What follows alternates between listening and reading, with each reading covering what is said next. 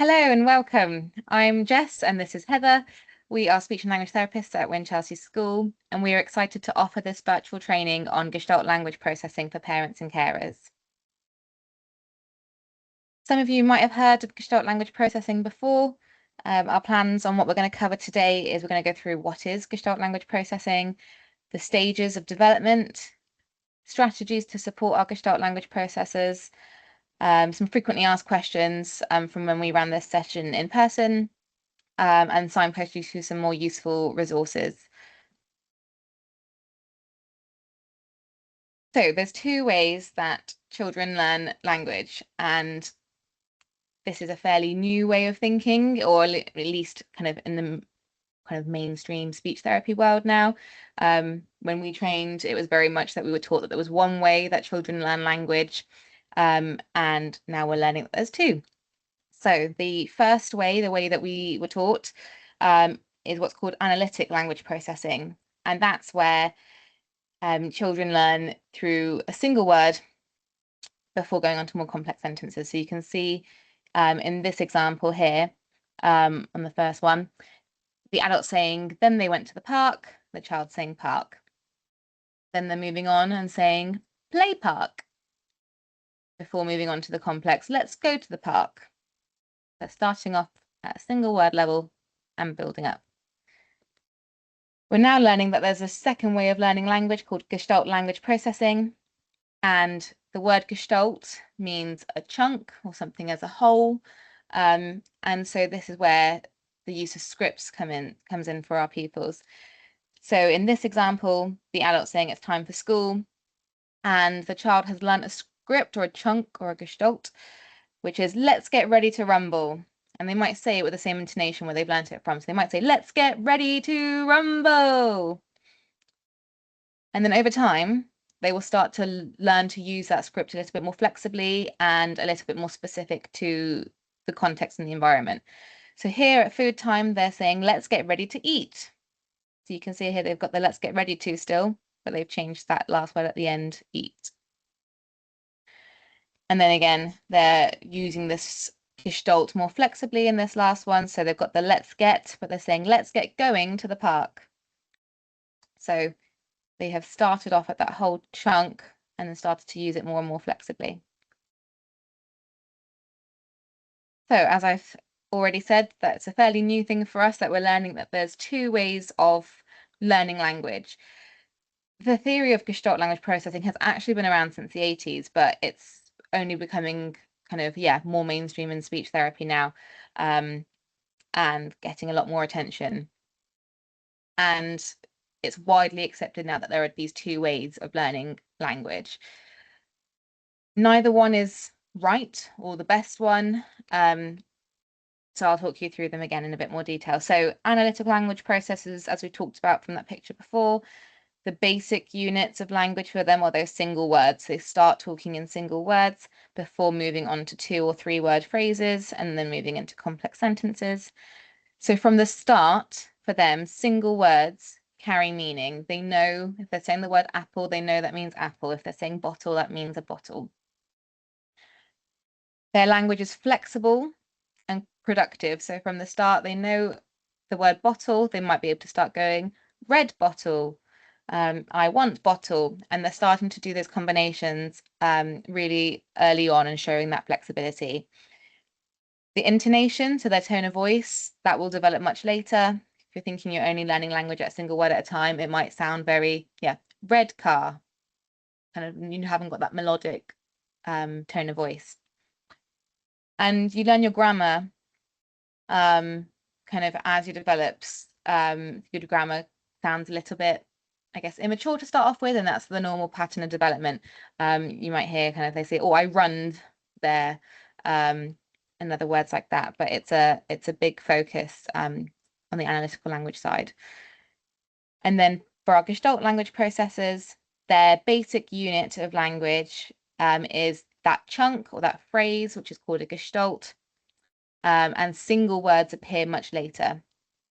So they might have started talking using scripts from the TV, from movies, from songs, and these chunks are what carry meaning, not the individual words. So in that example of let's get ready to rumble, the child doesn't necessarily understand what rumble means or let's means, but they know the meaning of that chunk, and they know that that's always said to them when it's time to leave the house. So they know the right context to use it.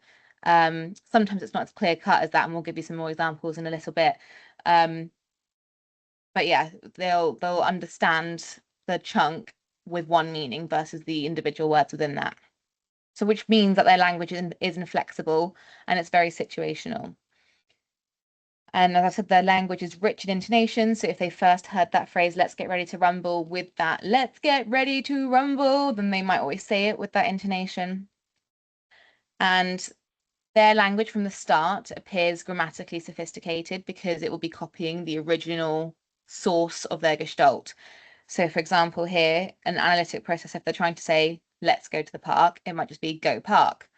But a Gestalt language processor might be able to say, let's get going to the park, and use correct verb tense and things like that because they've learned it as a chunk. It's been estimated that 75% of the autistic population are Gestalt language processors. It's important to note that neurotypical children also learn language in this way as well. So yeah, like I said before, there's not a right way or a wrong way to learn language. Boys are actually more commonly found to be Gestalt language processors than girls. It's just that often it's more recognized in our autistic population because they're more likely to get stuck in the stages of development, which we'll talk about in a little bit. Okay, so as another visual to show you the differences in the development of language. So your analytic language processor would start off with single words. So in this one, it might be mummy. The two-word combination, mummy work. Going into a simple sentence, mummy gone work. Before going on to a complex sentence with a bit more sophisticated grammar, mummy has gone to work today. And then conversely, on the other side, with a Gestalt language processor, you'll see they have the same steps later on, but we have these two additional steps. And that's where they first learn the long string of speech. So for example, they might have learnt, mummy pig has lots of work to do today, or something like that. I don't know what's said in Peppa Pig, but that's an example. And that might be what they always repeat when they see mum going to work, for example. Then they take that string and they can start breaking that down and start mixing and matching. So in that example that we first saw with the let's get ready to rumble, they did the let's get ready to eat. They broke that string into chunks and had let's get ready to, and then they could mix and match from other scripts that they have to put something else here. And then at that point, they start to use single words before going into two-word combinations, simple sentences, and complex sentences. So by the end of working through these stages, you shouldn't really be able to tell which kind of, or it might not be so clear cut, which way the child's learnt language. I guess the kind of intonation patterns might still be a sign, but in terms of the sophistication of their language, yeah, once they've hit the end stages, then you wouldn't be able to tell which way they've learnt language. So if we take a look through the stages in a little bit more detail, you've got the stage one there. So using those big chunks, different lengths from different places really specifically, and potentially incorrectly. Then you've got the stage two where they're starting to see that different bits mean different things and moving them around. And then stage three, which we also call the magic stage, is where they're starting to realize those single words exist and they start making new combinations of the single words that they've broken apart from their gestalts. Then stage four, you're starting to see their own novel sentences and you're starting to see the dodgy grammar. So it's still quite new and there's still quite a lot of errors. I think the example there is him got toys, which we recognize as early grammar formation. And then in stages 5 and 6, this is where they're starting to look more like what you would typically recognize as starting to form grammatical sentences. So they're starting to use all the forms and they're putting things in the right order, and their language is specific to what they're talking about. So all the words are in the right place. So where we would get involved is where children are getting stuck. And that's usually around this stage 1, stage 2. So you're seeing people who are using really complex strings of language with this rich intonation, but they may not be using it appropriately or specifically to the context of what they're actually trying to ask you. So an example would be of a lady I used to work with who would say cucumber sandwiches whenever her parents were leaving to tell them it was time to leave. And that was because the first time that they visited her, a support worker took her to the side and said, come on, let's go and have some cucumber sandwiches.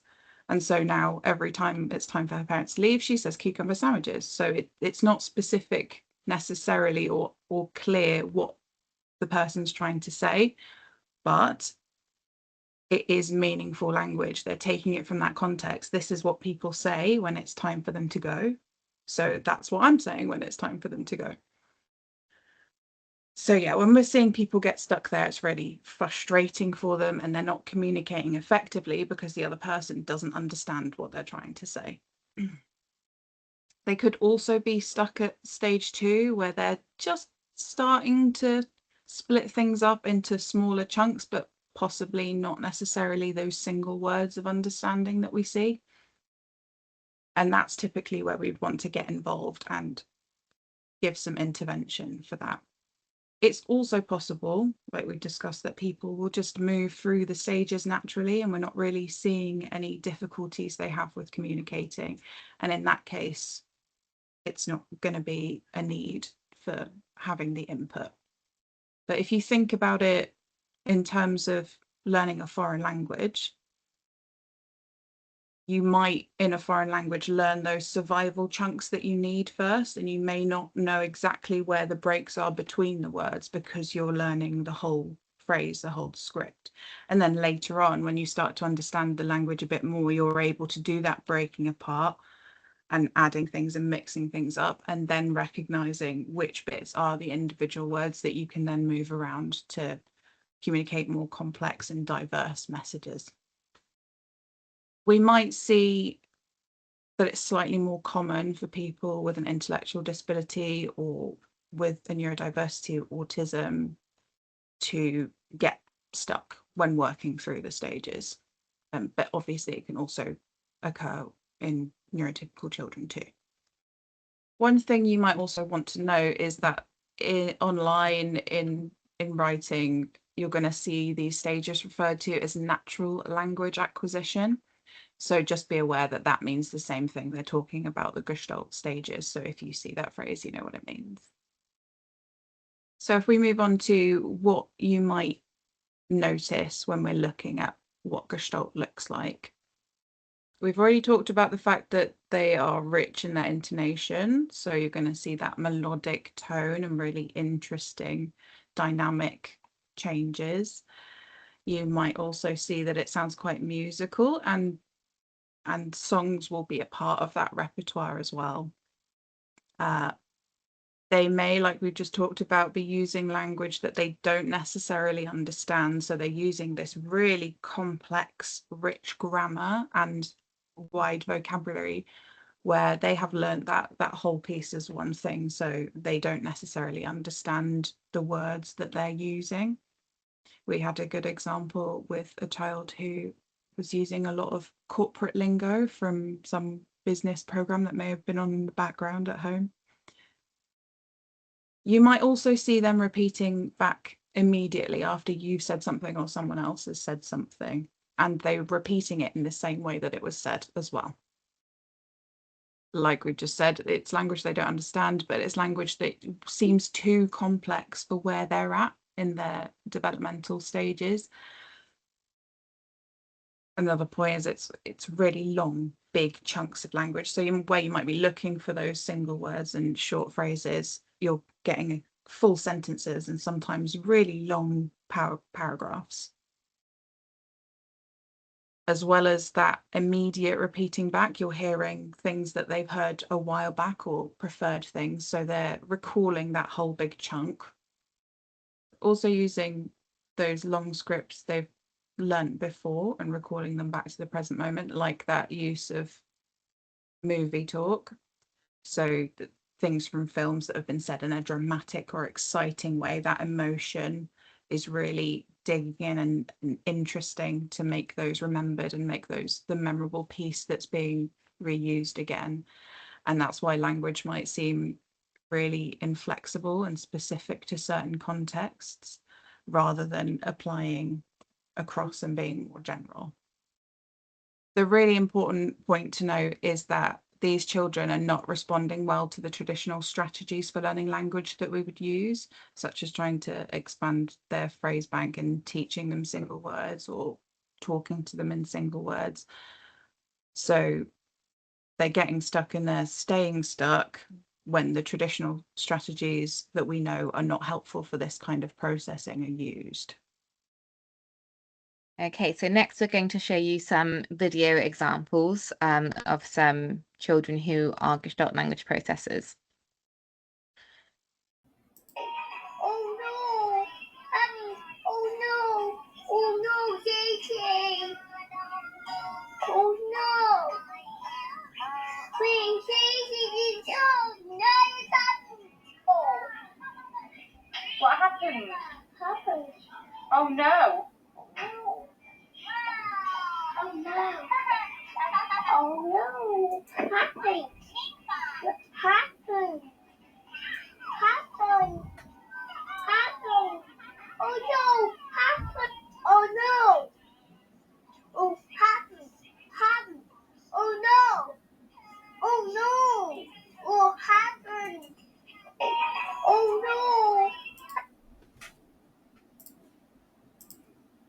So in that first clip, you'll see the girl was using the phrase, "Oh no, what happened?" I actually think the full script is, "Oh no, JJ, what happened?" Which I think someone said was from Hey Dougie, or Coco Melon, one of the two, I can't remember now. And yeah, she's using that script, she's using that rich intonation that what happened? And she goes, happened. And actually she is breaking that chunk down already, but she happened is a word that she's using, and I don't think she has that understanding of that word. But she's understood, oh, when someone is sad, maybe I'll say, oh no, what happened? And this is where one of the strategies with Gestalt language processors is to avoid using questions and modeling the language from their point of view, because otherwise you might get that parrot back of, we've had it before where you say to someone, oh, what do you want? And they'll say, what do you want? Or they're upset and they'll say, what's the matter? Because that's what's been said to them. So, and that's kind of what's happened here. She's heard this question and she's saying what happened, but isn't really meaning what happened. It might be, oh no, like I might mean it to say something bad is going on. And that's the reason that she's learnt that chunk. So yeah, she had that really rich intonation, and is copying that script from a TV show that was motivating to her.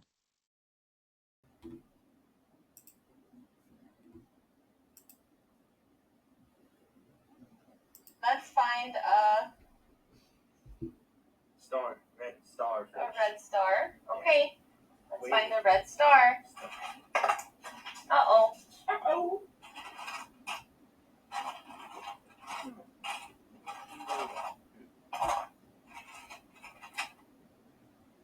Where's Where's the red star? Where's the red? Where is it? Where is it?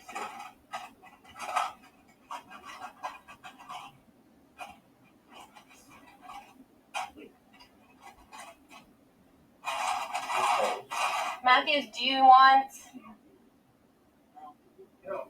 help? Yes. Yes? Okay. Let me see if I can.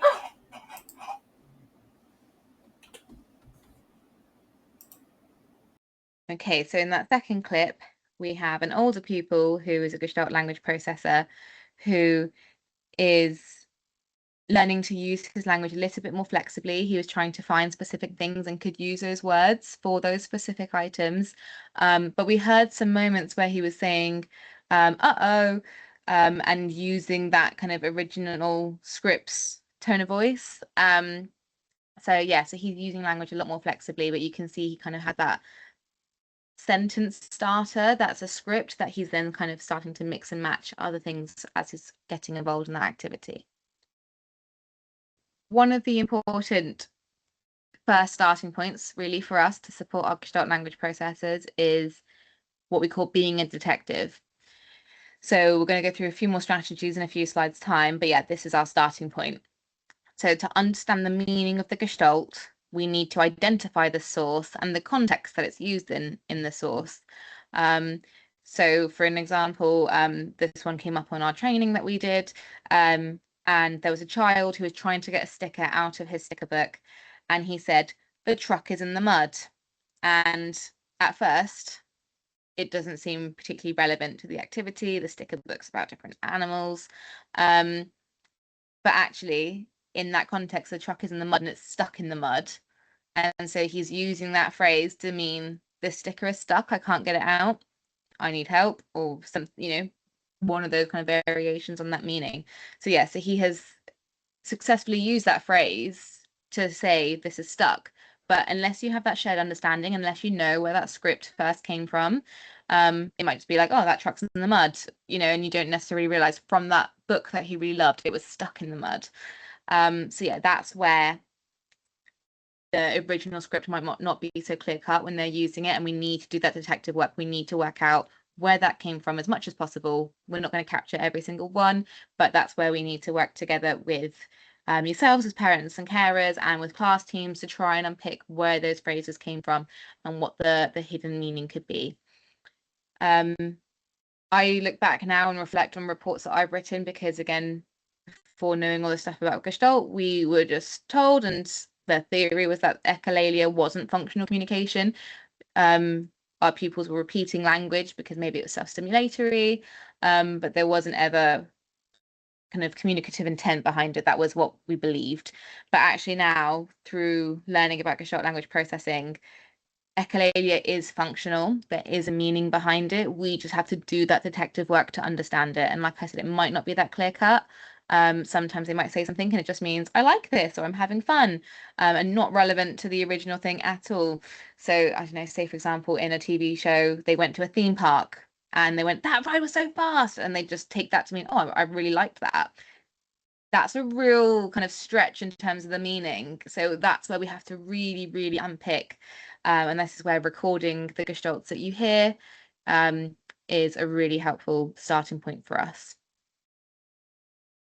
So following on from that, what do we need to do to look after our people's children with GLP? So essentially, we're acknowledging that their echolalia, their scripts, their gestalts carry meaning. We're going to acknowledge their communication. We're going to accept it as having meaning, even if we don't understand it yet. We're going to respond to it. We're going to smile. We're going to say yes. We're going to repeat it back to them.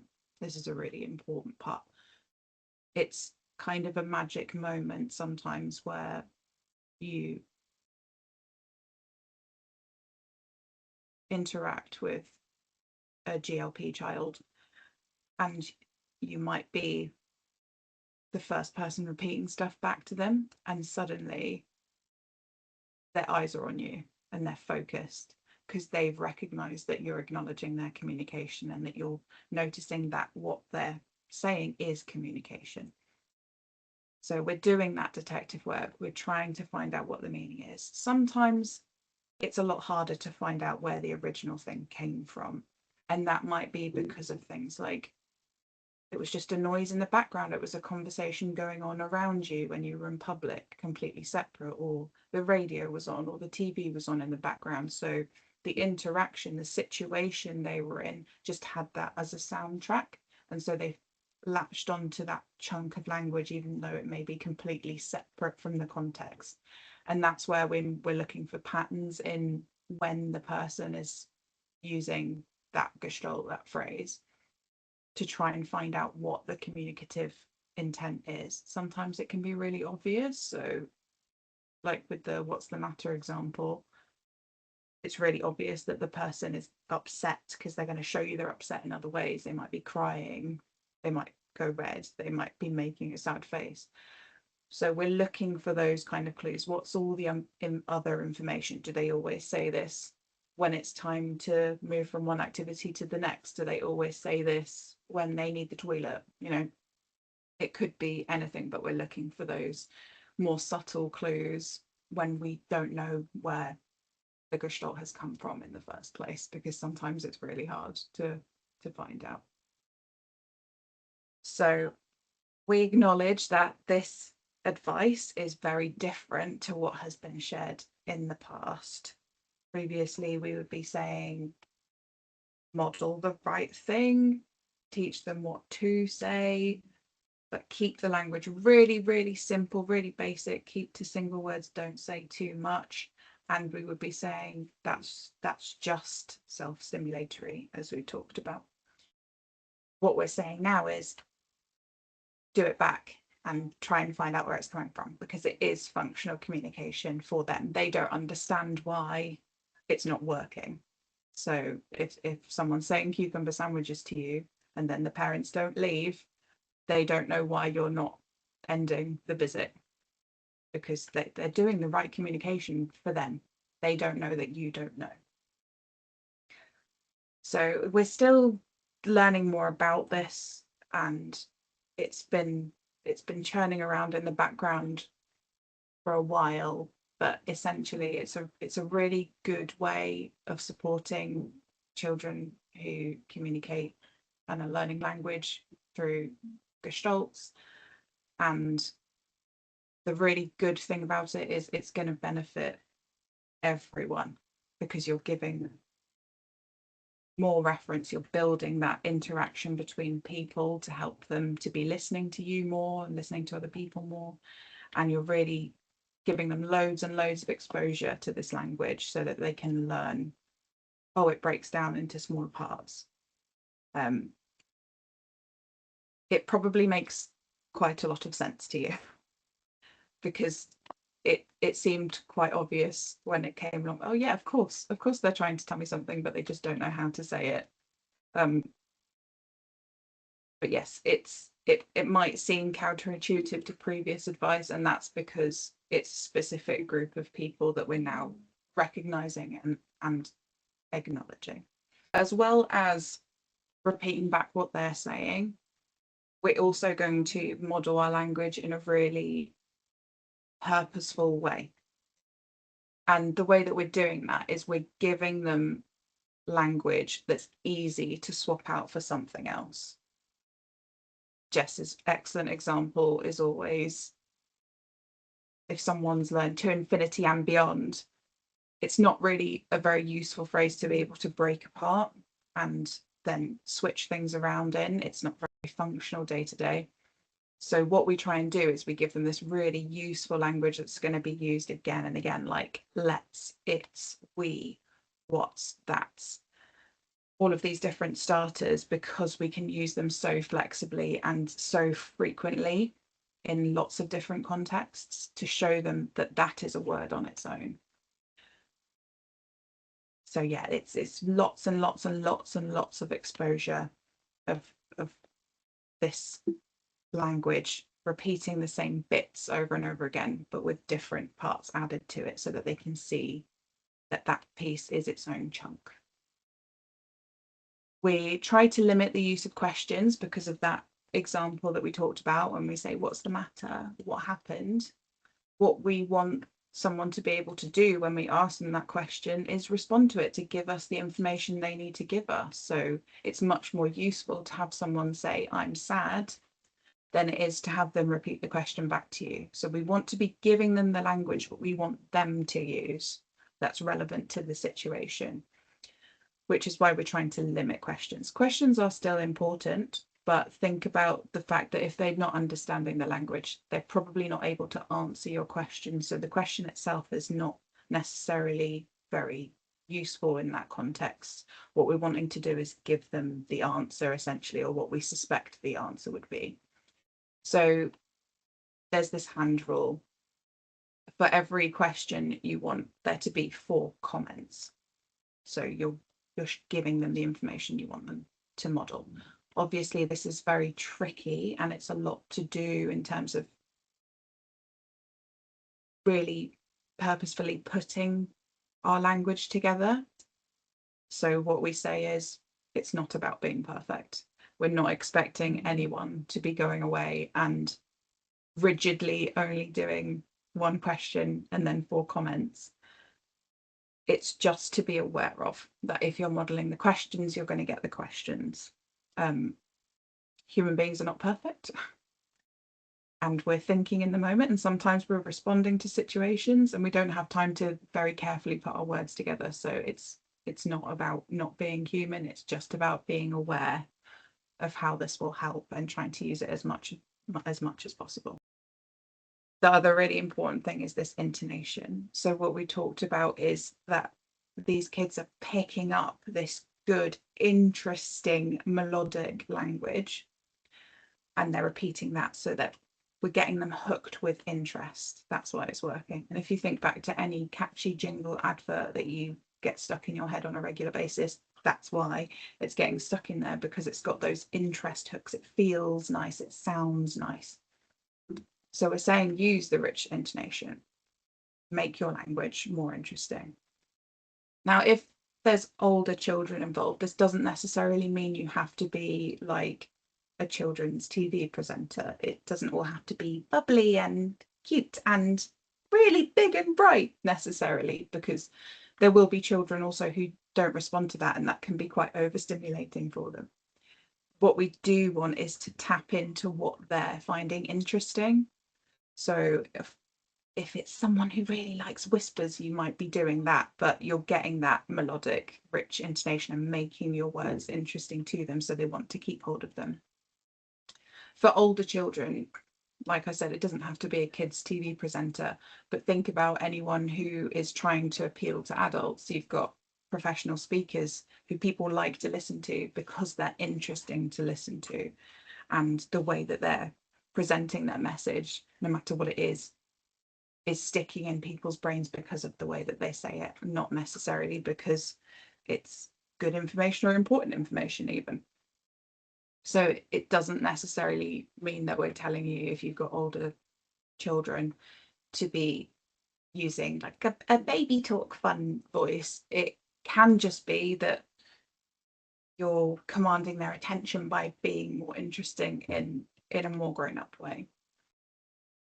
Okay, so go through a few more strategies. So a really important one is that we're going to follow the child or young person's lead when we're thinking about modeling our gestalts. I'm going to say the slide says child-led play, but actually I think the word play is a little bit misleading. It's any activity that is a preferred activity that they will engage in, that they enjoy, and we will then model relevant gestalts around that. We don't need to force engagement in a traditional task or a joint task. We're tuning into what they're interested in and using that as a natural opportunity to model gestalts. And the gestalts that we're modeling will be, as Heather said on the previous slide, those ones with those sentence starters, so that they are easily mitigable or mix and matchable. If they do kind of any sensory activities, that could be a really good time for modeling, because when they are more regulated from a sensory perspective, language processing is easier. If you think about a time when maybe you're feeling really heightened, whether that's really angry or really sad, you know, you can't think properly and you can't find the words you want to say. It's the same thing if you're feeling really kind of heightened from a sensory point of view. Language processing is harder. So yeah, sensory time might be a good time. But again, every child's different. Every one of our pupils is different. Some might just want that quiet as they're regulating. So your child or young person well, or you might be doing a little bit of trial error, and sometimes something that works on one day might not work the next day. But we're giving you these tools, and then you can apply them kind of when you think it's appropriate and when it feels natural to do so, and when you know it's not going to be particularly upsetting or challenging. The other kind of consideration with our models is not just the language that we're using, as we need to think about modeling language for a range of communicative functions. So what I mean by communicative functions is thinking about why we communicate. So we communicate to make requests, we communicate to tell a joke, we communicate to share information, maybe tell someone about our day. We communicate for greetings, we communicate to reject something or say, yeah, no, I don't like that. So many different reasons. There's a visual in a few slides' time that will show you, and that's not even a full list of the different communication functions. So we want to be making sure that we're modeling gestalts that kind of cover that range so that we know that if they're using those scripts, we know we're meeting lots of different communication needs. So that might be something that as you're doing the recording and we're looking at those functions of those gestalts, we might be like, oh yeah, they're really good at doing it for, I don't know, telling me when they're sad, for example, but maybe they don't do it so often when they want to say that they don't want to do something. And that's a gestalt that I'm going to start modeling for them. So yeah, we can kind of start pattern spotting, not just with the meaning of the gestalt, but what the function is and targeting some more functions if we need to.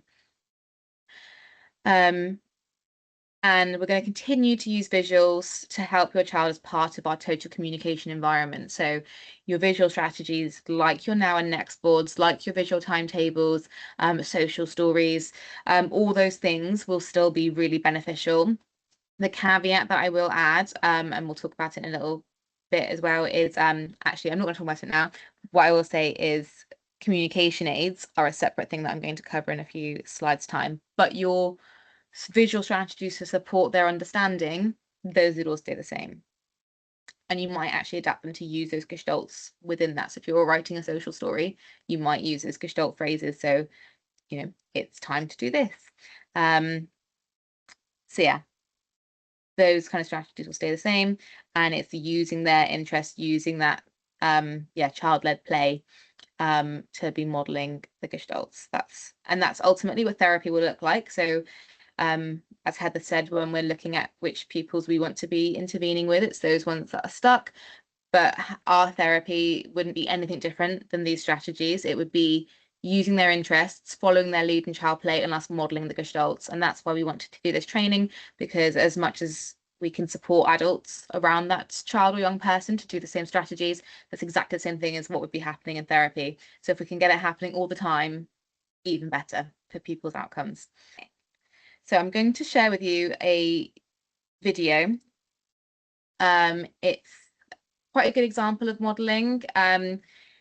This lady's called Tor. She's a speech and language therapist. She's American, and she has loads of videos where there's different kind of activities. So in this one, it's around town. So if your child particularly likes transport and building little kind of villages, this might be a good one for them. But she has lots of different activities that she's kind of acting out or playing with the toys, and then the language she's using is all kind of like Gestalt friendly sentence starters, and it kind of shows you what a session would look like just without a child there. So she's quite a good YouTuber, I guess, to follow or to watch.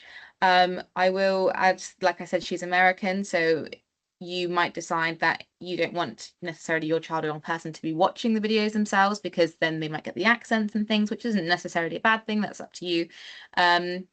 But it's more, I've put her there as a really helpful resource for parents. If you're thinking, I don't know where to start, you can look at her different play activities and think, my child would really like that activity. And yeah, I'm going to give that a go.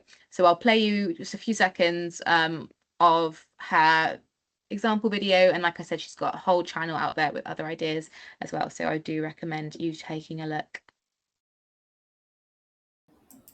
I have an idea. Let's make a town.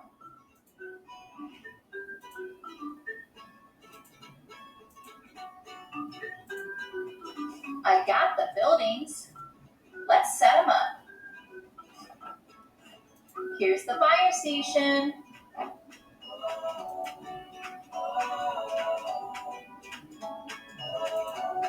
Let's put it here. Here's the school.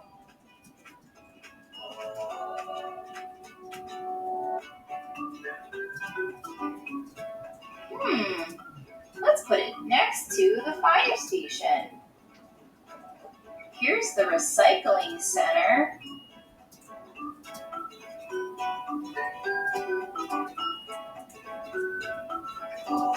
Okay, so if we just touch on the later stages, obviously the focus has been very much on those earlier stages where people are likely to get stuck. But if we just talk a little bit about the later stages and what you can expect to see, what we are starting to see is that more rich, diverse language. It's going to be sometimes less specific, but it's going to be novel language. It's going to be words that are put together. And sometimes you're going to see that this takes more processing power.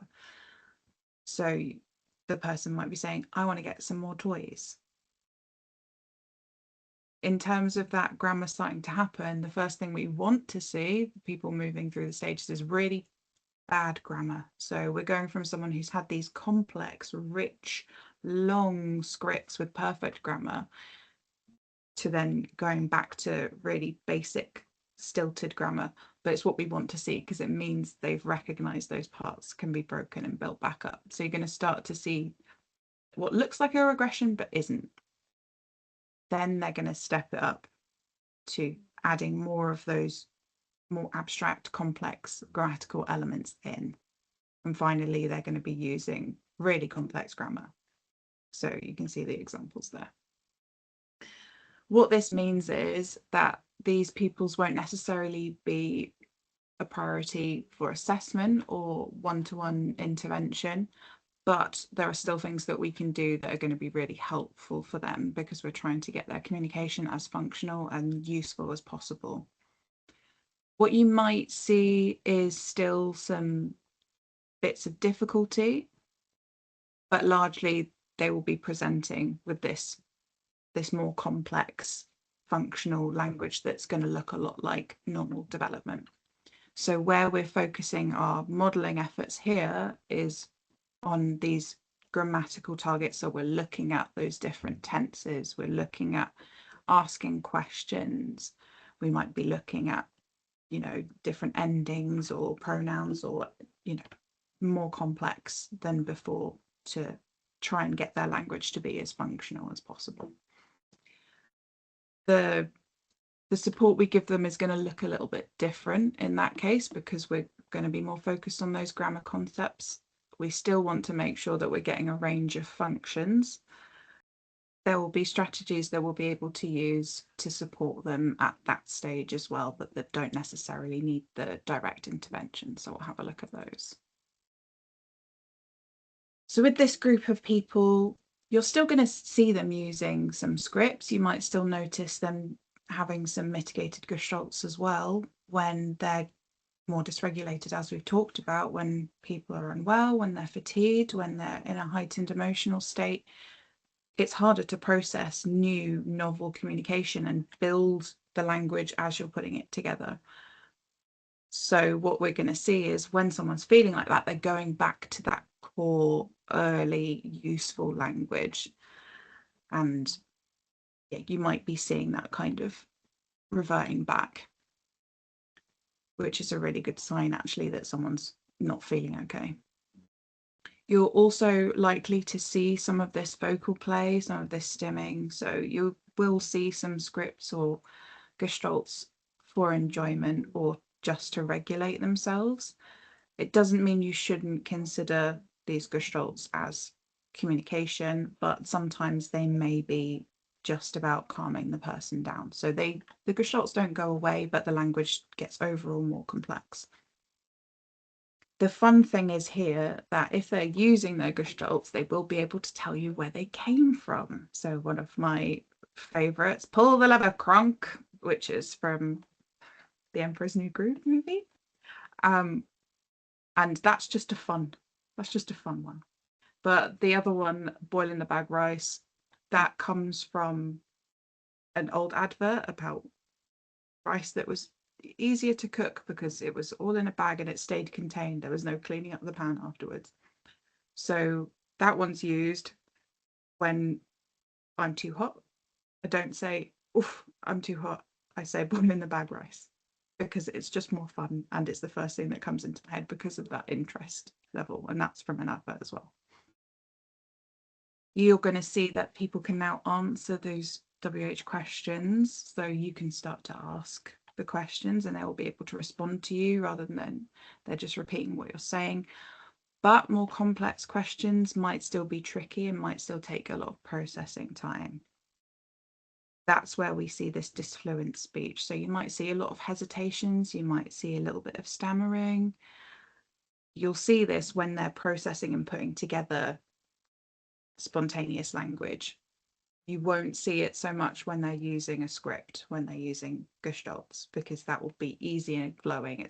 They're not having to think about putting it together, whereas they still will be needing to think about forming new communication, forming new language.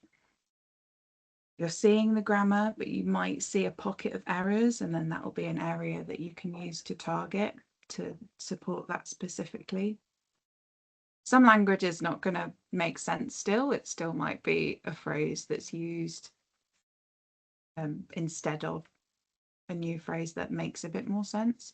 So if someone's saying, now his boots on, we don't have any shoes, it doesn't mean we don't have any shoes. It means we've finished putting our shoes on so we can go. And yeah, like I said, you're going to see those increases in processing time and slightly longer pauses, and this will be with information coming in and going out. They're trying to pick out the meaning words, but they're also trying to find the words that they've got a separate meaning for to combine into their message, and sometimes that might get lost. So there's a lot still to think about, and it's important to acknowledge that when some things come out, it's not rudeness or it's not disrespect. Sometimes it's about the fact that they are struggling and they're going back to the easy things to say, and those may not come across as polite as you might expect for their age or their stage. Right, so let's have a look at those communicative functions that we talked about before. And these are just examples. So there is a broad range and there's a lot of overlap. They can be broadly set into things like wants and needs, things like giving information, exchanging information, and more social functions and politeness. But obviously there is the overlap here. So you might be requesting attention. That might also be asking for information or answering a question. You could be rejecting, and that could also be a comment or an expression of feelings. What we're wanting here is there to be a nice broad range of these functions used. So it doesn't have to be exact in terms of when we're recording what a communication function was. We don't have to think too hard on which specific one it is, as long as what's being communicated is ticking these boxes overall, so that we're giving that broad range of functions. We're not just pigeonholing people in to just requesting or just rejecting or just answering questions and not asking them. A lot of communication tools, for example, especially in the past, things like PECs have been very heavy on requesting, but not done a lot in terms of some of the other areas, which can be limiting for people. So the aim here is to give them as much language that does different jobs as possible, so that they've got that freedom and that really robust set of tools to use. Right, so I said I was going to come back and talk about communication aids and how we support our Gestalt language processors to use communication aids if they need them. So there's quite a lot of information on the slide. The most important, I guess, point to make about communication aids is that because this was the mainstream way of thinking, we thought all children learn language in that analytic language processing way, that communication aids are designed for analytic language processors. They have those single words to start off with that you then build up into other messages, and that's across low-tech options and high-tech options. So if you're thinking about PECs, for example, you start off with a single symbol exchange to get back what you want. Same with the communication book, you might just be pointing to one symbol at a time. Same with if you're using a device, you're pressing a button that speaks one word at a time. So all these systems are designed for analytic language processors, and that's meant that they've often failed to resonate with our Gestalt language processors. And when we did the sessions in person, on face-to-face with parents, that was a lot of the feedback and what kind of really resonated from this training. They were like, yes, we used to do PECs so often, and that was, we think back at the advice that we would have given, and it was to use those communication aids. And now we see why some of our pupils, despite a lot of intensive support from us, from parents, from class, why some of these strategies didn't resonate with these pupils and they weren't effective. So what does that mean then? How do we support our Gestalt language processors to use a communication aid? So to ensure that it is useful, we want to add Gestalt language to the system. So if that's a communication book, there'll be a page with their scripts written out that they can then point to. If that's a high-tech device, then yeah, you would program in those Gestalts. Ideally, if it is a high-tech version, you'd be able to record it so that it has the same intonation versus coming out in a robotic voice, or whichever kind of voice is programmed into it. So yeah, you want to try and keep that melody as much as possible, in which case the lower tech option might be able to do that, because if they point, the supporting adult would be able to read it out loud with that phrase, or the child themselves might be able to say it with the phrase. But it's important to still have that robust system of single words. We don't want to completely get rid of however the device or the book is set up, because we talked about stage 3 of Gestalt language development, or that natural language acquisition. Stage 3 is that magic stage where single words have meaning and they start to use single words appropriately. And at that point, how our communication aids are set up would still be appropriate for a Gestalt language processor, because at that point, if you think back to that visual where Gestalt language processors have those 2 extra steps in development, when they hit stage 3, they're the same as the analytic language processors with the single word recognition. So we don't want to completely change the whole design of their communication aid because they're a Gestalt language processor. We kind of just want to do a bit of a mix and match. We want to have those Gestalts, but we also want to have the single words so that when they progress to that stage, they can start putting together their own sentences and using novel, spontaneous language. So yeah, this is going to be another focus for us as a speech therapy team at Winchelsea. Is we want to be looking at our Gestalt language processors, and first of all identifying who are our Gestalt language processors in the school, and looking at what stage they're at, who's stuck, but also then if they have a communication aid, is it working, is it not, how do we adapt it to be Gestalt friendly? I'll come on to our process then. That leads me quite nicely to this slide. So what is our pathway for our Gestalt language processors at Winchelsea? And what I mean by pathway is the kind of service that we as a speech and language therapy team want to provide. So the first things first, we want to identify a pupil as a Gestalt language processor or as a potential Gestalt language processor. And then we need to do some language sampling. And that means that we need to record, and that can be written, that can be video recording, but we need to record the Gestalt that they're saying. And then we can take those away and analyze them to look at what stage of that Gestalt development they're at. In an ideal world, we'd get 50 utterances to be able to take away. And this is where we've done this training for you, parents and carers, but also we've done it with class teams to help with the recording, because we're not always the most familiar, or we're not the familiar person always for that pupil. And I can say there was one child I tried to go in 3 times. They didn't say a single word in front of me across the whole 3 sessions. So then I can't get that language sample. I know they talk. And then I worked with the parents. They managed to get videos. They wrote down some recordings. Class, they wrote down the utterances, and class did the same. And that's how I got my language sample. But this is why we're doing this training, is to kind of get all of us on the same page with what we're talking about, what that process is. So that recording is a really important first step for us, because we then can't tell who's stuck if we don't know the Gestalts they're using. So if all the Gestalts that come through to us are the stage 1, stage 2s, then we could say, okay, we don't know if they're stuck yet. They could just have been starting this journey. We'll give some advice first, check in again. If they still haven't made progress, then we'll pick them up. It could be that We're seeing some stage 3s and stage 4s in that analysis already. So yeah, we need that language sample to help us with our analysis. So when we get that language sample, we will meet with the parents and carers to do that detective work, because we can't score it without knowing that detective work in the first place. So for example, if their phrase is "let's get ready to rumble," coming back to that first picture, we know that. So then you would be able to say, oh yeah, "let's get ready to rumble," that's the original script, and we say, okay, great, that's a stage 1.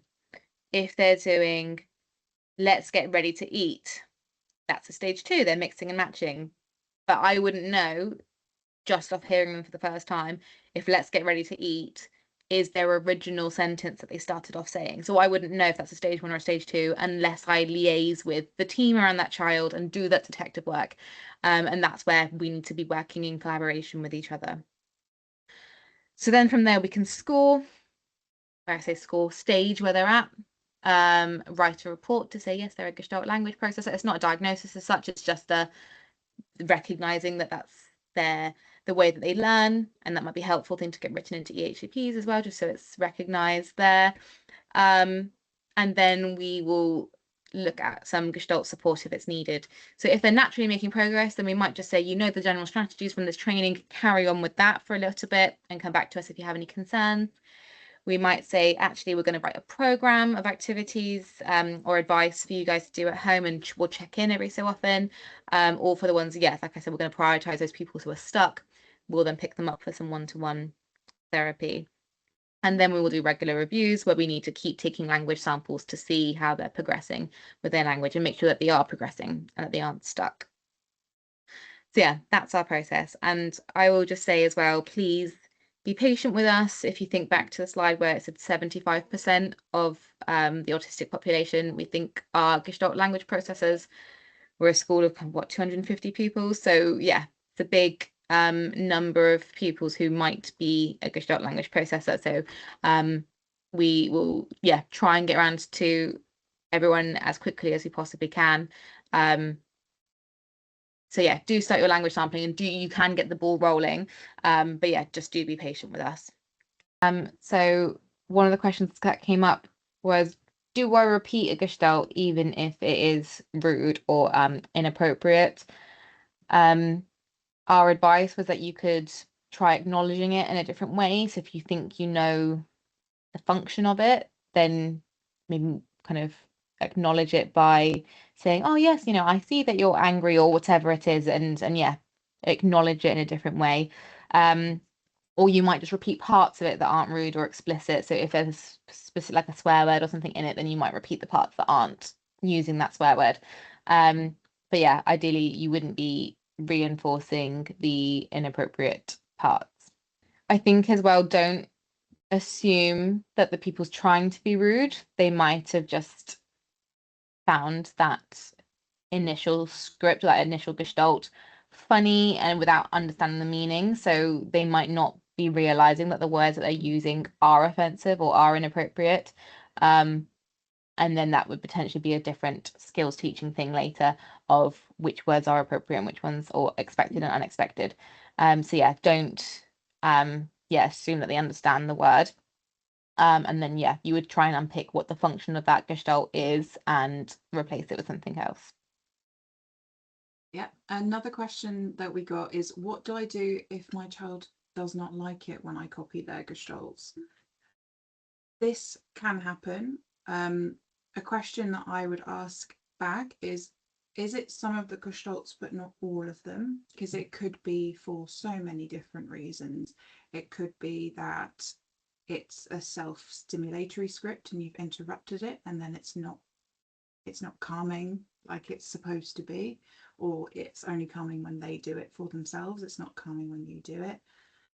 It could be that they are in the middle of their script and they're not finished, so you're joining in is stopping them from being able to get their message across, and that's quite frustrating. It could also be that you're repeating their script back to them, but they're waiting for you to do something, especially if it's something like a request. So they've said this long script and you're going and repeating it back to them, but they were asking you something and they're not then getting what they've asked for. So it could be around that it's not functional language yet too. What I will say is that if they're getting really upset, don't repeat that back. Acknowledge it in another way. So like we said before, it's the nodding, it's the saying yes. It could be, if you know what the Gestalt means, that you're then acting on it. So you can give them the thing that they want without repeating it back. But I wouldn't use it or expect it to be a blanket rule. And that also wouldn't stop you doing the modelling stuff. So if it's really bothering someone, obviously we don't want to stop them learning by giving them more dysregulation on top of finding it hard to communicate. So if it's a struggle, don't repeat it back to them, but we'll still be doing lots of the modelling and we'll still be acknowledging it in different ways. Okay, another question is, how does being a Gestalt language processor impact on literacy development? And this is a really good question. It's, to be honest, a bit of an under-researched area right now. But the theory of Gestalt, if you're taking things as a whole and then learning to break that down, if we apply that to literacy, it might mean that actually phonics isn't resonating with our Gestalt language processors and they're learning from a whole. So they might kind of be more sight readers and learn from a whole word and break that down. Equally, they might not be ready for that until they're at stage 3. If you think they aren't recognizing words as single units of language until stage 3, then yeah, trying to kind of look at words or even do the phonics and breaking that down, they might not show readiness for that until they're at stage 3 of development. It's not a hard and fast rule. And I'll put a link on the next slide with some strategies around how to support the literacy development of Gestalt language processors. But yeah, it's still kind of being investigated, the impact that it has on literacy development, and it's something that obviously as a school we're really interested in as well, because we want to be supporting our pupils to learn to read effectively. Okay, so another question that we had is, can I use the Gestalts that they're already doing? Obviously, we talked about the ones that might be harder to mitigate. Those, it might be difficult, but you're still going to want to repeat them back, do that mirroring of them. So in that sense, yes, use those, but it may be that in terms of the other ones that we can move on, we're looking for ones that have that really good source part that we can then move to something else. So if you have something like, look, it's a bird, you can use that to break up quite easily. So that's going to fit really nicely. And actually, they're likely to be more motivated by the ones that they already have. So where they're easy to chop and change like that, absolutely use their own and add them to your lists. The tricky part is where some of them might not necessarily be able to break apart easily or be very useful once you've broken the parts up.